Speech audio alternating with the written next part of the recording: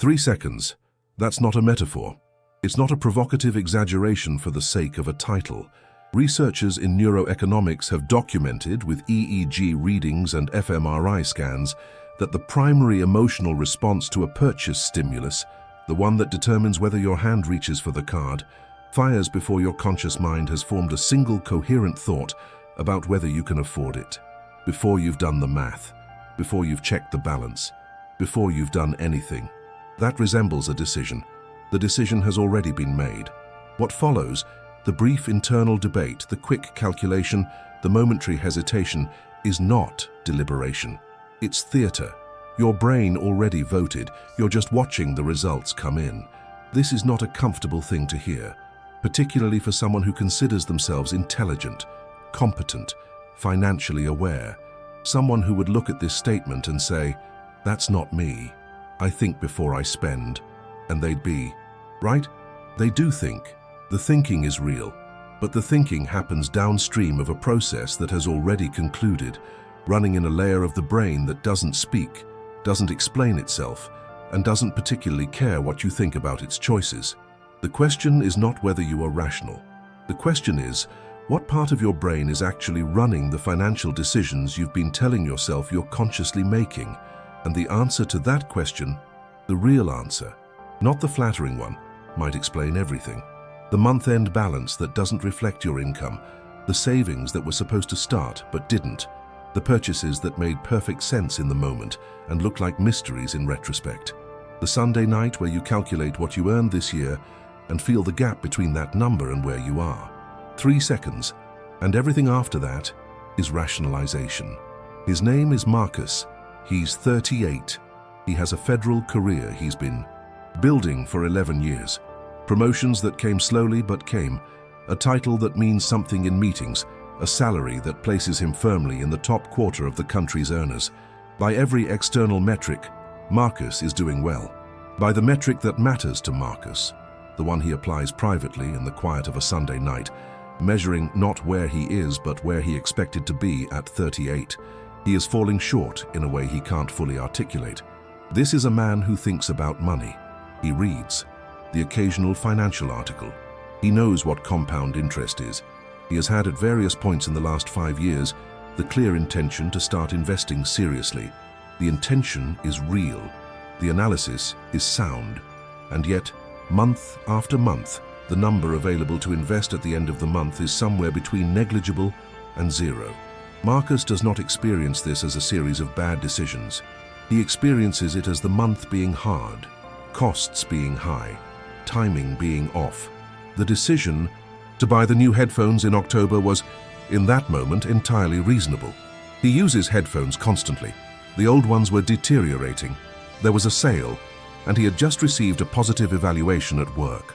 The decision to book the trip in November was, in that moment, entirely reasonable. He hadn't taken time off in 8 months. The price was genuinely good, and he had been carrying visible stress for weeks. Each transaction, isolated, holds up to scrutiny. The pattern, observed as a whole, is a slow financial demolition that Marcus participates in actively every month without ever making a single clearly irrational choice. This is what makes the mechanism so effective. It is not dramatic. It does not announce itself. It works in the small, incremental, perfectly reasoned transactions that collectively determine where you will be in 5 years, in 10 years, in the last third of your working life, when the math of your past finally becomes impossible to reframe. Here is the mechanism that Marcus has never been formally introduced to. In behavioral neuroscience, Daniel Kahneman's framework of System 1 and System 2 thinking, which he developed across decades of research culminating in thinking fast and slow, offers the most precise available description of what is actually happening in those 3 seconds. System 1 is fast, automatic, emotional, associative. It runs constantly in the background, consuming minimal energy, processing enormous amounts of environmental data, and reaching instantaneous conclusions. System 2 is slow, deliberate, analytical, effortful. It is what you experience as thinking. It requires attention, energy, and focus. And crucially, it almost never initiates. It responds. What this means in practice is that when Marcus walks past a store, or sees an advertisement or opens his email and finds a promotional offer. System 1 has already processed the stimulus, matched it against his library of emotional associations, reward, relief, identity, status, comfort, and generated a response including an initial effective valence. This feels good. This feels right. This feels like something I want. By the time Marcus's System 2 activates, if it activates at all, which requires energy Marcus may or may not have at that moment, it is not deliberating about whether to want the thing. It is constructing a narrative about why wanting it makes sense. This is the part that nobody in the financial advice industry wants. To say clearly, most of what you experience as financial reasoning is not reasoning about whether to spend. It is reasoning that justifies spending that System 1 already decided upon. The conclusion comes first. The argument comes second. And the argument, constructed by the same brain that made the emotional decision, is almost perfectly calibrated to make the decision feel rational. You are not being irrational. You are being systematically rational in the service of a decision that was made before rationality entered the room. And here's what makes Marcus's situation specifically interesting, specifically relevant to this conversation. Marcus is not impulsive by temperament. He is not someone who throws money around. He is careful, considered, even slightly conservative in his self-image, which means he doesn't have the obvious alarm bell of visible recklessness to warn him. His System 1 has learned to produce decisions that pass System 2 scrutiny. They are dressed in the language of reasonable justification, presented in contexts that have genuine practical merit, timed to moments when his deliberative capacity is lowest and his emotional justification need is highest. The end of a difficult week. The morning after a performance review. The Sunday afternoon before a Monday he's dreading. The vacation that keeps getting delayed. The tool for work that doubles as personal equipment. The upgrade that is technically sensible if you ignore the balance it draws from. System 1 is not stupid. It is extraordinarily well adapted. It knows when you're tired. It knows when your willpower reserves are depleted. It knows the exact emotional landscape in which a justified indulgence feels not like weakness, but like wisdom, and it waits. This is called decision fatigue, a phenomenon documented extensively by Roy Baumeister and colleagues in research showing that the capacity for deliberate, effortful decision-making is a finite resource that depletes with use. Judges grant less favorable parole decisions late in the afternoon. Doctors prescribe more unnecessary medications at the end of a long shift. And people with stable incomes and genuine financial literacy make their most irrational purchases at the end of a week that has already asked too much of them. Not because they are different people then, because the cognitive infrastructure that normally moderates System 1 is offline. Marcus doesn't overspend on Monday mornings. He overspends on Friday evenings, on Saturday afternoons, on the small gap between a hard week and a harder one. The timing is not random. The timing is the mechanism. And here's the layer underneath the layer. It is not just fatigue, it is identity. Marcus has a relationship with money that was shaped long before he earned his first paycheck, in a family where money was tight enough that spending was restricted, and restriction for a child doesn't teach restraint. It teaches desire. The things you couldn't have become, the things that mean something when you finally can. The purchase isn't just a transaction, it is proof of a status upgrade. Proof that the years of study, the competitive exam, the institutional climb, the decades of structured employment, they meant something, they produced something, they resulted in a life that is measurably, visibly different from the one that came before. Which means Marcus isn't just spending money, he is spending money to maintain a narrative about who he has become. And that narrative, that story of earned arrival, of visible success, of life elevated above its origins, that story has a monthly cost. An ongoing subscription fee paid automatically, not to a service but to an identity. The identity says, someone like me lives at a certain level, and the brain, faithful and efficient, makes sure the behavior matches the identity, even when the balance says otherwise, even when the month ends short, even when System 2, in its honest moments, knows that the gap between the narrative and the numbers is growing. This is not a character flaw, It is the predictable output of an architecture that you didn't design and were never taught to read. But the architecture can be read, and once it's read, it can be interrupted. Not through willpower, which is a depleting resource that fights the architecture on its own terms, but through design, by changing the environment in which the 3 seconds happen. But before we get to that, there is something deeper here, something that goes past spending behavior and touches the specific structure of a life built inside an institution. There is a concept that has never been adequately named in financial psychology, but that anyone who has spent years inside a bureaucratic career structure will recognize immediately. Call it the consumption compensation mechanism. It works like this. When significant portions of your autonomy, your schedule, your income growth trajectory, your professional identity, your long-term future, are held by a system that operates on its own timeline, in its own logic, with its own incentive structure, the mind looks for compensatory control. It looks for a domain where decisions are sovereign, immediate, and consequence complete, where you say yes and yes happens, where the result is visible within hours. Consumption is the most available candidate. You can't decide when your career advances. You can't decide what your raise will be. You can't decide the structure of the system you're embedded in or the speed at which it moves. But you can decide, right now instantly, with zero institutional approval required, to buy something. And in buying something, you exercise a form of agency so immediate, so responsive, so frictionless compared to everything else in your life, that it becomes neurologically reinforcing, not just in the object purchased, in the act of deciding. This is why budgets that rely on simply restricting purchase behavior fail so completely in people with institutional careers, because the purchase is not primarily about the object. It is about the exercise of agency in an environment where agency is structurally compressed. Removing the purchase without replacing the agency just creates pressure that finds another release valve, or that builds until it explodes. The real intervention is not restriction, it is redirection, channeling the same instinct toward decisions that compound rather than deplete, investment decisions, project decisions, development decisions that exercise the same sovereignty the brain is seeking, but build equity rather than extract it. Here's the question you need to sit with. In your life right now, how many decisions do you make per week that have consequences lasting longer than a month?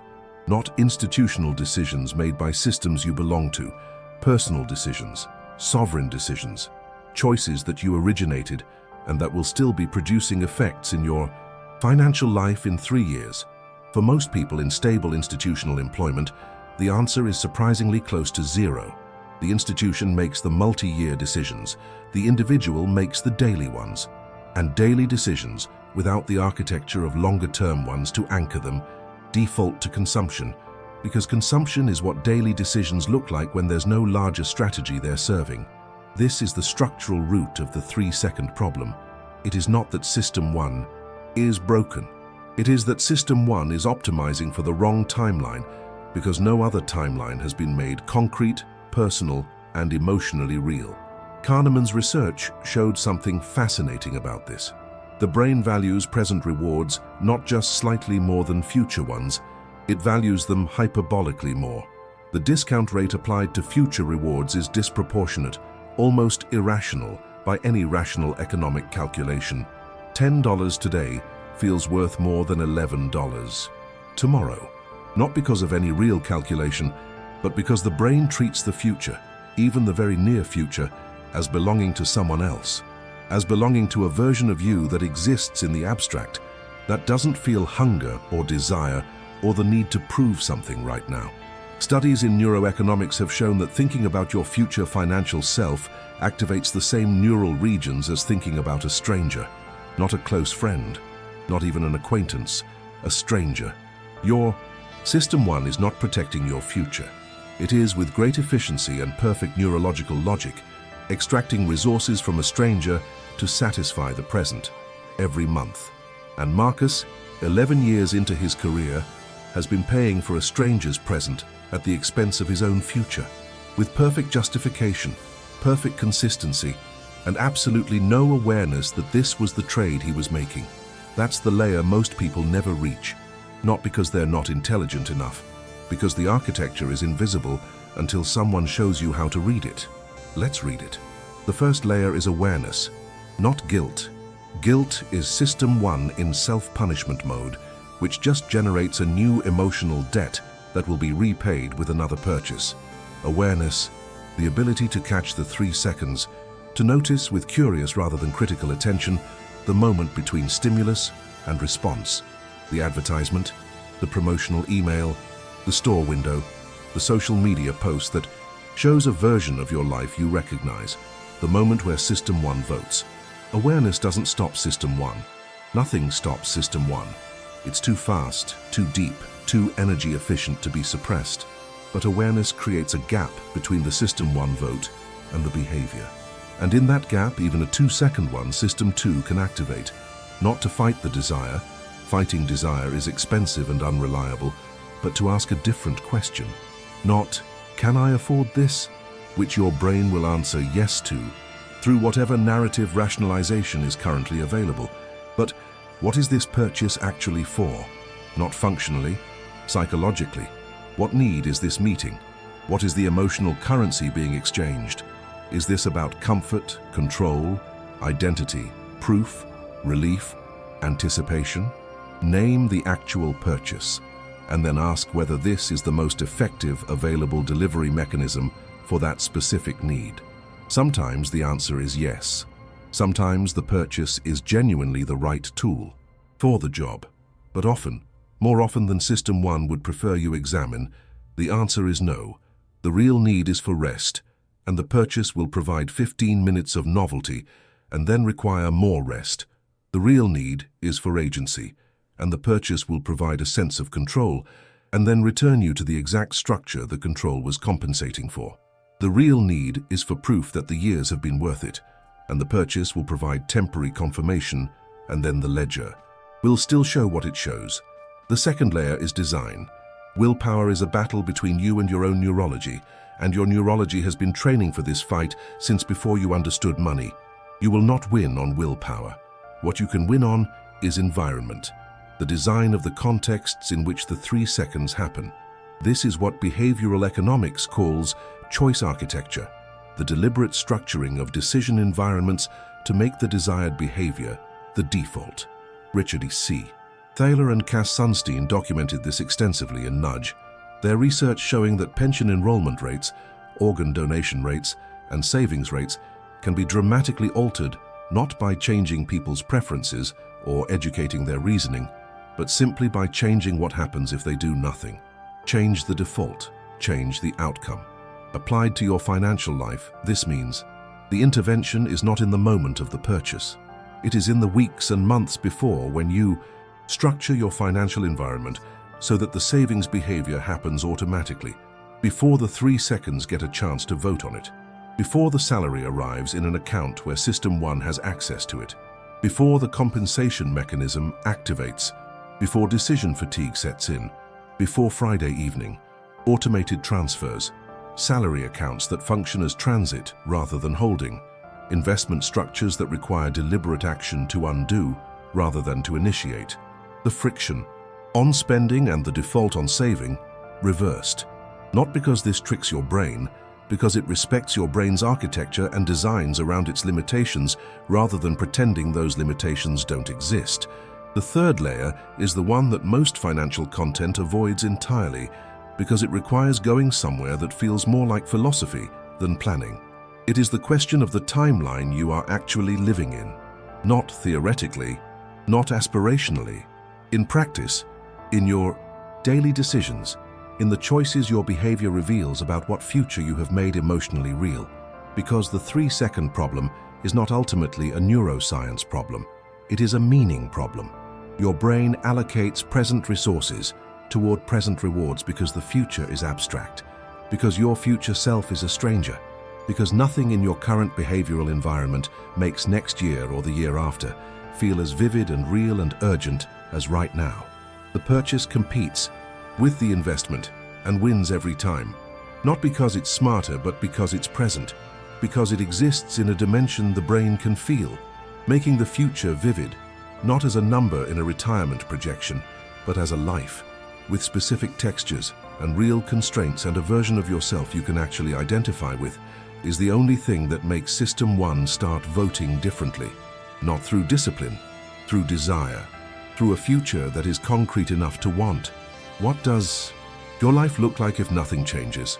Not the retirement projection, the life, the Sunday nights at 50, the conversations, the version of yourself that shows up to weekday mornings when the structure no longer needs you the way it does now. Make that version of the life specific. Give it detail, give it a timeline, and then make the alternative version equally specific. Not utopian, not fantasized, but grounded, realistic, possible with the resources you actually have and the timeline you actually have to work with. The 3 seconds are won or lost in the months before they happen, in the concreteness or abstraction of your future self, in the design of your financial environment, in the name you give to what you're actually buying when you spend.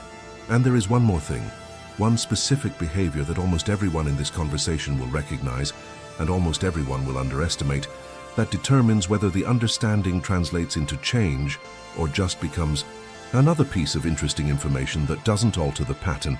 But there's something most people do here, and it's where everything falls apart. You've been following the architecture of your own financial behavior for the last several minutes, probably with some recognition. The 3-second mechanism, decision fatigue, the compensation mechanism, the stranger to future self dynamic. It makes sense. It probably maps onto something you felt, but never named. This is the exact space the Free Your Mind kit was built for. Not for the moment before awareness. For this moment, the moment you've understood the pattern and now need the infrastructure to do something with the understanding.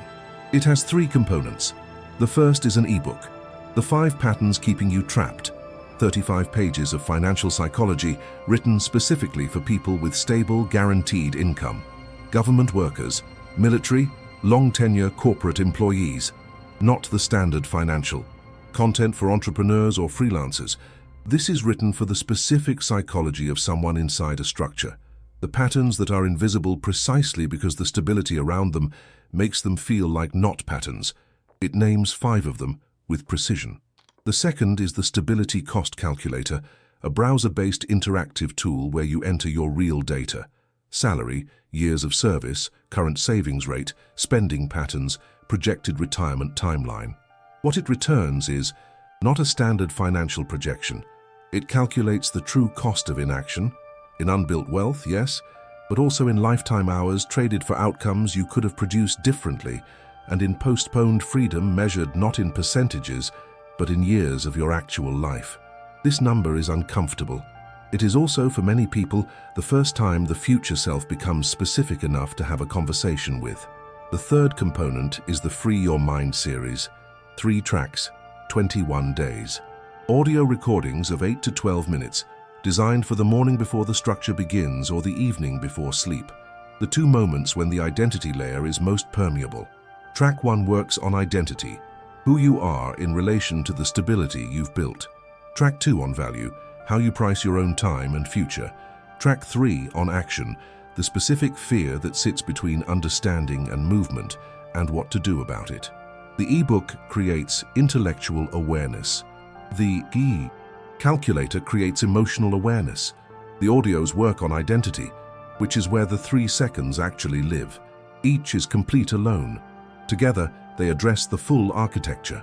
No course, no subscription, no live sessions, lifetime access. The link is in the description.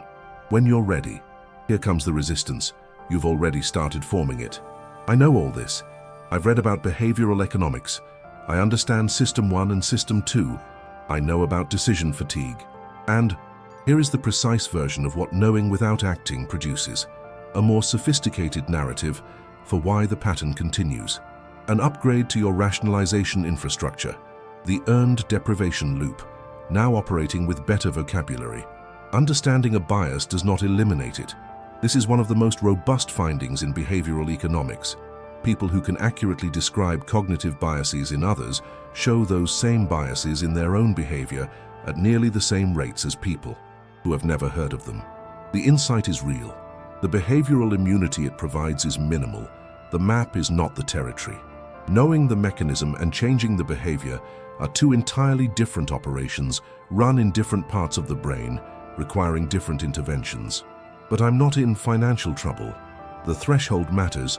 You're using in trouble as the criterion for whether change is warranted, but not in trouble in the context of a stable institutional salary is an extraordinarily low bar.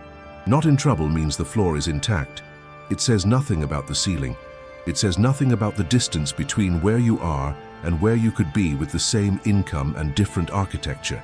It says nothing about what the next 15 years of the same pattern produce. The real question is not whether you're in trouble.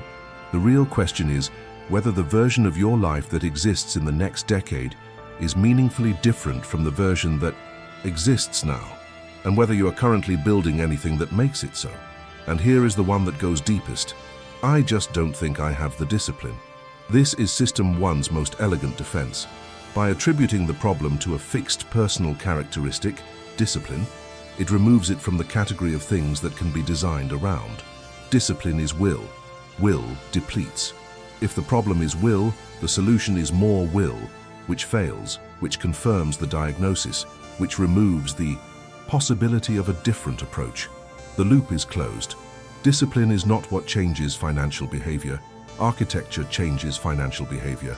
Environment changes financial behavior. Identity changes financial behavior. Discipline is what you use to hold a breath underwater. Necessary in the moment, insufficient as a life strategy, and always eventually overwhelmed by the pressure of what you're trying to hold back. What is the cost that nobody calculates? It is not the purchases. It is the version of your life running in parallel, the one that exists in potential, that was always possible, that requires no extraordinary circumstance, but simply a different use of the resources you already have. There is a specific moment that gets closest to naming it. You're in a meeting, maybe performance review season, maybe a routine quarterly. Someone announces something about the system, a change in retirement parameters, a new rule about promotion timing, a structural shift that affects the trajectory you've been on. And for a moment, a brief, uncomfortable, quickly suppressed moment, you feel the weight of how much of your future belongs to that system. How much of your life's trajectory has been outsourced to a structure that was operating before you joined it and will be operating after you leave. That moment is the data. That moment is the real financial statement, not the balance in your account, the degree to which your future is yours. Every month that the 3 seconds continue to run unexamined is a month in which the future becomes slightly more institutional and slightly less personal, slightly more determined by the structure and slightly less determined by the choices you made with clear eyes and a designed environment. The cost is not the next purchase. The cost is the compounding absence of a different life. Let's return to Marcus. He doesn't have a dramatic awakening. There's no crisis, no collapse, no catastrophic event that forces change. What happens is quieter than that, and for that reason more real. He does the calculation, not the retirement projection, the other one. He takes what he earns per hour, adjusted for real time, including preparation and commute, and the hours spent mentally at work when his body is technically elsewhere, and he multiplies it by the years remaining in his career. He produces a number, a real number, denominated in hours and in potential. And then he looks at where that number has been, going, not with guilt, with the precision of someone reading a map. He sees the 3-second mechanism operating retrospectively across dozens of transactions he would have described as decisions. He sees the compensation mechanism in the pattern of when he spends, not what he buys, but when, reliably, predictably, after specific types of days. He sees his future self in the projections, not as an abstract beneficiary, but as a specific person, with specific constraints, living a specific life, that is either meaningfully different from the present or is simply the present aged. His first move is not grand, it is structural. He sets up an automatic transfer for an amount that initially feels slightly uncomfortable, not painful, slightly uncomfortable, which is the useful threshold. It leaves the salary account before System 1 can vote on it, before Friday evening, before decision fatigue, before the compensation mechanism activates. He starts a project, something external to his institutional career, something that exercises creative and strategic judgment that the institution doesn't use. something that might eventually produce independent income, but that right now produces something more immediately valuable, a domain where decisions are long-term, consequential and entirely his, a dimension of financial life that his brain can allocate future orientation toward because it's real enough to be concrete. The Sunday nights don't transform overnight. The structure still exists. Monday is still Monday, but there is a texture to the Sunday that was not there before. Not comfort exactly, not certainty, but something that functions like direction. The difference between a road that leads somewhere and one that circles. Marcus still spends. He still has 3 seconds. He still experiences System 1 voting before System 2 enters the room. But more often now, the question surfaces, what is this actually for? And sometimes the answer changes the outcome. Not always. Enough. The 3 seconds are not the enemy. They are the signal. They tell you what your brain is currently optimizing for, what emotional needs are running unaddressed, what future self has been made abstract enough that today can ransack it without consequence. Seeing the signal clearly, that's the beginning of a different financial life. Not a plan, a different architecture, a different relationship between the person you are now and the person you're building toward. Before you close this video, I want you to do one thing, not a financial calculation, one word. Leave it in the comments. Whatever this conversation activated in you, clarity, recognition, frustration, resistance, discomfort, whatever it is, the word is the beginning of something. The comment section of this video will become something unusual, a map of what this pattern actually feels like from the inside, from people who earned the right to understand it by living it.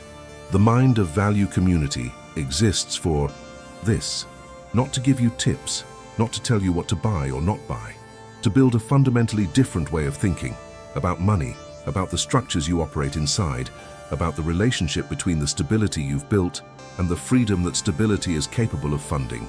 Subscribe if you want more of this. Not motivation, not formulas.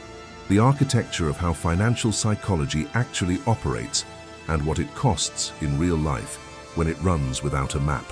Because the 3 seconds are always happening. The question is whether you're reading them or just living them.